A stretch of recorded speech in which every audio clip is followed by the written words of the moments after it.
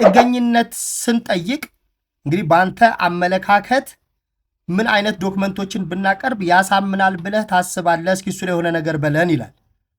አንድ ሰው ጥገኝነት ሲጠይቅ በዚህ አጋጣሚ ማስረጃ ማቅረብ ግዴታ አይደለም። እሺ እናንተ በትክክል ናሬት አድርጋችሁ በትክክል ተናግራችሁ ማሳመን የምትችሉ ከሆነ ማስረጃ ግዴታ አይጠበቅባችሁ።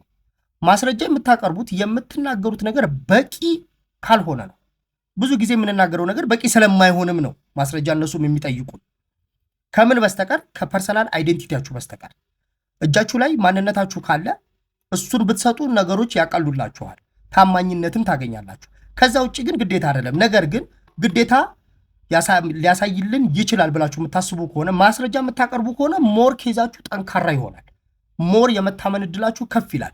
ስለዚህ ከእሱ ጋር ተያይዞ እኔ የምመክራቸው ማስረጃዎች በመጀመሪያ ደረጃ ማንነታችሁን የሚገልጽ ማስረጃ ነው። እጃችሁ ላይ ካለ እያለ የለም አትበሉ፣ ከሌለ የለም ነው፣ እያለ ግን የለም አትበሉ። ካላመኗችሁ ኬዛችሁን ሊያበላሹባችሁ ይችላል። ስለዚህ ፓስፖርት ሊሆን ይችላል፣ የልደት ሰርተፊኬት ሊሆን ይችላል፣ የተማራችሁበት ትምህርት ቤት እንግዲህ ሰርተፊኬት ሊሆን ይችላል፣ የተለያዩ ነገሮች ማሬጅ ሰርተፊኬት ሊሆን ይችላል። ብቻ እናንተነታችሁን የሚገልጽ ማስረጃ ብታቀርቡ አንድ ይህንን እመክራለሁ።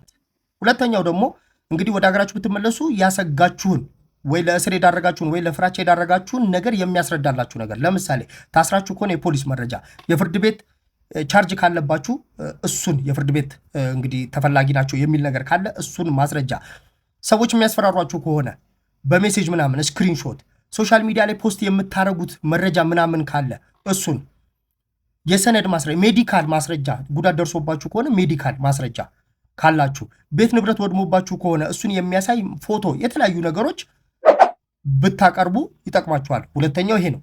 ሶስተኛው ደግሞ የዚህ ግሩፕ አባል ነኝ የምትሉ ከሆነ የዛ አባል የሆናችሁበትን ፖለቲካ ፓርቲ ሊሆን ይችላል፣ የተለያየ ነገር የእሱ መታወቂያ፣ ሜምበርሺፕ መታወቂያ፣ ያንን የእሱን ሀሳብ ስትደግፉ ስታከናውኑ እንግዲህ ሶሻል ሚዲያ ላይ ያደረጋችሁት ነገር ካለ እሱን ማሳየት፣ ኢቨንቶች ላይ ተሳትፋችሁ ከሆነ ጋዜጣ ላይ ወጥታችሁ ከሆነ ምናምን እሱን ማቅረብ፣ ፎቶ ምናምን ካላችሁ ያንን ስታደርጉ እነሱን ማቅረብ ይጠቅማችኋል። አራተኛ የዊትነስ ኤቪደንስ ካላችሁ ስለ እናንተ ማውራት የሚችል መመስከር የሚችል መናገር የሚችል አካል ካለ፣ ኦርጋናይዜሽን ካለ፣ የተለያዩ እንትኖች ካሉ የዊትነስ ኤቪደንስም ወሳኝነት አለው።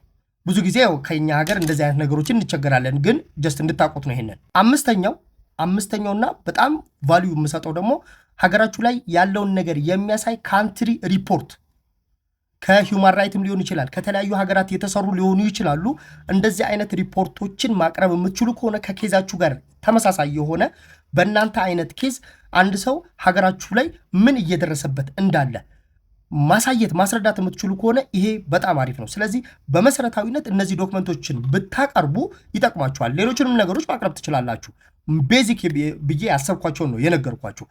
በግሌ ሳይሆን ከኮንቬንሽኑ አንጻር ሊያስረዱ የሚችሉ የአሳይለም መረጃዎችን ነው እየነገርኳችሁ ያለሁት።